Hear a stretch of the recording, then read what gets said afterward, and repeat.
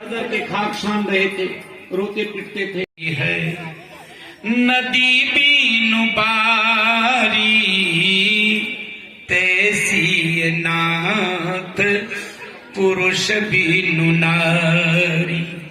शरीर में प्राण न हो तो शरीर का कोई महत्व है? कितना भी सुंदरता हो, कितना भी गहने पहने हो, कितना भी कीमती कपड़े पहने हो, अब प्राण निकल जाए तो सब समाप्त। तो जैसे बिना प्राण के शरीर की कोई कीमत नहीं है, बिना पानी के नदी का कोई कीमत नहीं है। जिस नदी में पानी नहीं उसका क्या मतलब है?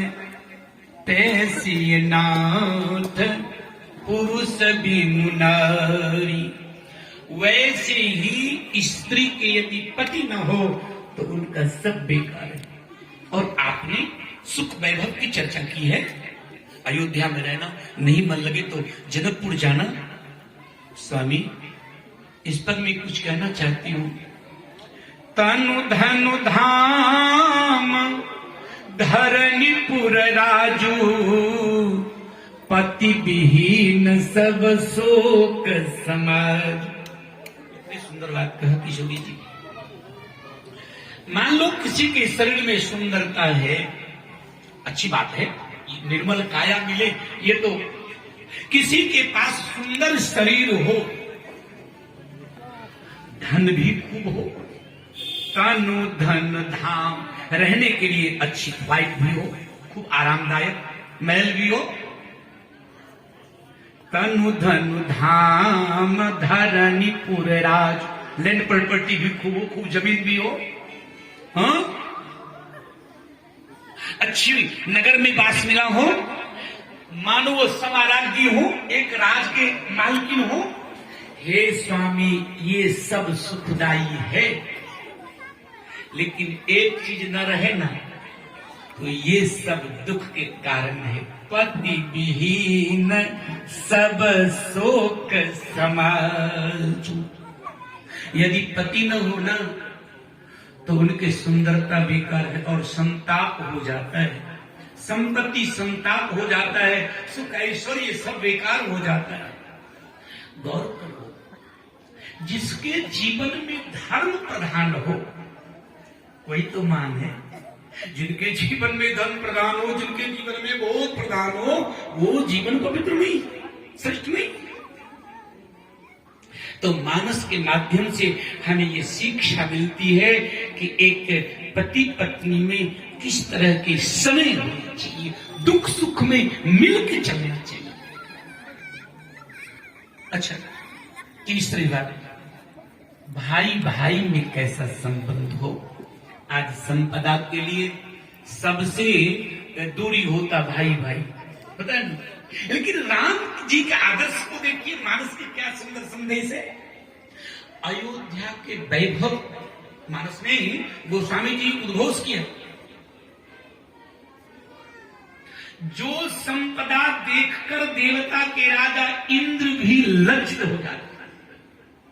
इतनी बड़ी संपदा ऐश्वर्य है अयोध्या के, और वो अयोध्या के ऐश्वर्य जब छूटने लगा तो राम जी हर्षित हो गए, कहे वाह, भरत प्राण प्रिय पाबहि राजू, सब विधि भा सन्मुख विधि आजू।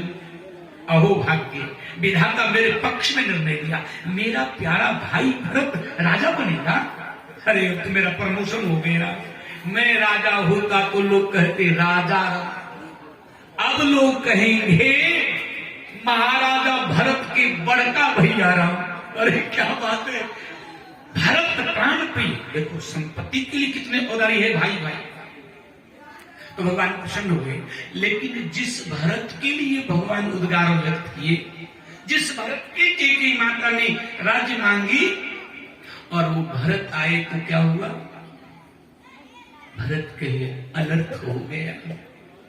अरे ये कलंक जीवन में मिटने वाला नहीं है, ये संपत्ति तो प्रभु श्री राम की है, भला इसका मैं स्वामित्व कैसे कर सकता हूं? सब संपत्ति रघुपति के आ कुछ संत कह रहे थे कि भरत जी और राम जी के प्रेम को देखो कितना सुंदर है। संपदा के लिए लोग आपस में लड़ते ही, अयोध्या जैसी संपदा को जैसे फुटबॉल लोग खेलते हैं ना, फुटबॉल पैरों से खेला जाता है और नियम है कि एक प्लेयर फुटबॉल को दूसरे प्लेयर के पास पैरों से फेंकता है और दूसरा फिर पहले वाले को। ठीक राम जी अयोध्या के विशाल ऐश्वर्य को फुटबॉल के जैसे पैरों से मारते हैं, जाओ भरत के पास। आप भरत जी पैरों से मारते हैं, नहीं जाओ राम जी के पास, हमें नीचे। वाह, जिनके जीवन में ये मर्यादा हो। भरत जी भगवान के प्रेम में सब कुछ त्याग कर दिया और कहे नहीं, मैं तब तक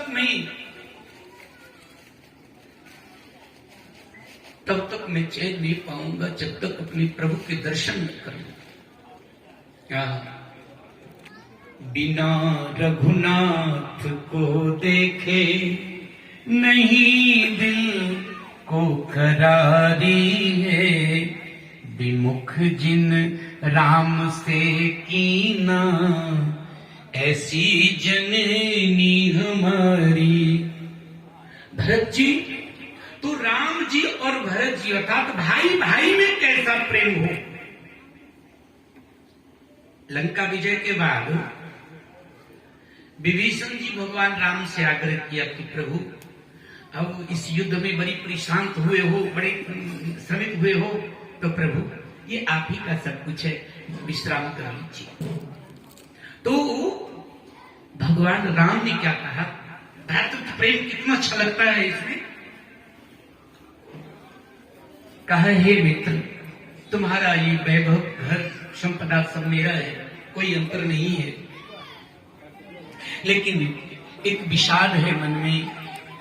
बीते अवधि जाऊं जाऊं जियत न पाबों भी, भरत दशा सुमिरत प्रभु भरे बिलोचन में। कहे मैं रह जाता, लेकिन भरत जी 14 वर्ष के अवधि के लिए जीवित हैं, यदि समय बीते तो वो जीवित नहीं रहेंगे। बीते अवधि जाऊं जाऊं जित न पाऊं भी, कहते कहते भगवान के आंख से सुपात होने लगा। महाराज और भरत जी की क्या दशा है। रहा एक दिन अवधि अधारा, मोहि बिशरा प्रतिज्ञा करते रही जो प्राणा, अधम पवन जग मोहि समान। तो देखिए, तो आज हमारे जीवन में भ्रातृत्व प्रेम आ जाए तो लगता है हमारा जीवन निर्द्वंद हो जाए, तनाव रहित हो जाए। भगवान श्री राम के 3 मित्र हैं जिनको भगवान ने अपने मुख से कहा मित्र सखा, वो कौन सब है। पहला मित्र है विशाल गुह, एक नल्ला के साथ भगवान ने मित्रता की। दूसरे मित्र ही जो मित्रता है